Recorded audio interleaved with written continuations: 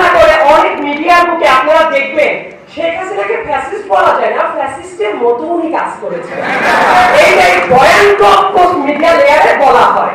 আপনারা দেখবেন আরেকটা দুর্ভাগ্যজনক চ্যাপ্টারটা কি জানেন?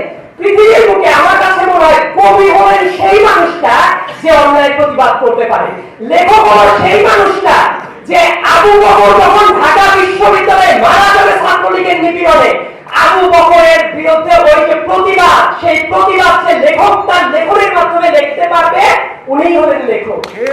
বাংলাদেশের লেখক কারা ছিলেন, কবি কারা ছিলেন, পত্রিকার এডিটর কারা ছিলেন, শুধু তাই না, বাংলাদেশে ক্রিকেটার কারা ছিলেন, বাংলাদেশে এমনকি মিডিয়ার মধ্যে যারা অভিনয় করে তাদের মানে চাল চরিত্র কিন্তু বিশ্লেষণ করা দেখেছেন আপনারা।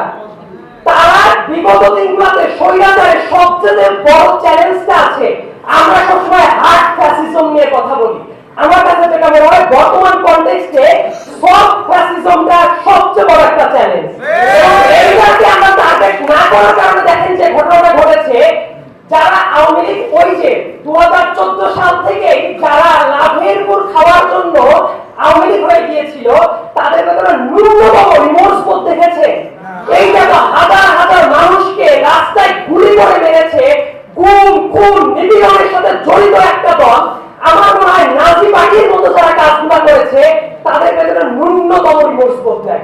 এই কারণে তাদের যারা বিনোদন কর্মী ছিল, তাদের যারা ক্রিকেটার ছিল, তাদের যারা কবি ছিল, তাদের যারা সাহিত্যিক ছিল, তাদের যারা পত্রিকার এডিটর ছিল, প্রত্যেকজন মানুষ এসে এমন ভাবে জাস্টিফাই করছে যেন ব্যাপারটা এমন দেশে একটা অরাজকতা ছিল, শেখ হাসিনা চলে গেছে, এই জায়গাতেই তারা আছে। কিন্তু এত বড় ম্যাস কিলিং করে যাওয়া একটা দল, তাদের লেজিটিমেসি নিয়ে তারা এখনো দেখবেন প্রশ্ন তুলতে ঢাক ঢাক গুড়গুড় করতে থাকে। এবং এই জন্য আমরা বলি দেখবেন রাজপথে যারা আন্দোলন করেছে, সংগ্রাম করেছে, এমন অনেক মানুষকে অনলাইনে ট্রলিং করার চেষ্টা করা হচ্ছে। আমি সবসময় বলি এই সরকার যেটা আছে তাদের কাছ থেকে দায়বদ্ধতা আদায় করে নেওয়া দায়িত্ব আমাদের দেশের জনগণের, কিন্তু একটা জিনিস মাথায় রাখা দরকার, আমাদের সমালোচনাটা যাতে ওই আফসোস লীগ আর পতিত স্বৈরাচার লীগের ফুয়েল না যোগায়, এই ব্যাপারটা নজর রাখা দরকার। দেখবেন যারা নানা সময় রাজপথে দাঁড়িয়ে আন্দোলন করেছে, বিগত দিনগুলোতে যখন কেউ কথা বলেনি, মিডিয়ার মুখে কথা বলেছে, রাস্তায় নেমেছে, স্বৈরাচারের দ্বারা মার খেয়েছে, জেল জুলুমের শিকার হয়েছে, হঠাৎ করে অনলাইনে তাদেরকে নিয়ে ট্রলিং শুরু হয়ে গেছে না? এই কাজটা সিস্টেমেটিক ওয়েতে তারা করতে পারে। আওয়ামী লীগ একটা দল, ওই যে আগে বলা হচ্ছে একটা ধর্মের মতো তারা মনে করে।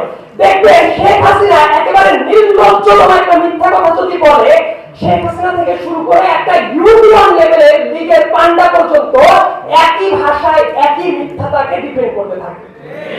সো অনলাইনে কিন্তু সেই কালচারটা 2 মাস যেতে না যেতে তাদেরকে দেখবেন আবার সরব হয়ে গেছে, বিভিন্ন কমেন্টে, তারপর বিভিন্ন পোস্টের মাধ্যমে তাদের অস্তিত্ব দেখতে পাচ্ছেন। তার কারণটা কি? আমরা মনে করছি শেখ হাসিনা পলায়ন করার পরে সব চ্যালেঞ্জ শেষ হয়ে গেছে। অতএব মিডিয়ার ব্যাপারে আর এই যে আফসোস লীগ মানে রিমোর্স বোধ যাদের ভেতরে নাই, তারা যে ব্যাক করছে, সেই জায়গাতে আমাদের সচেতন হওয়ার খুব বেশি মাত্রায় দরকার আছে।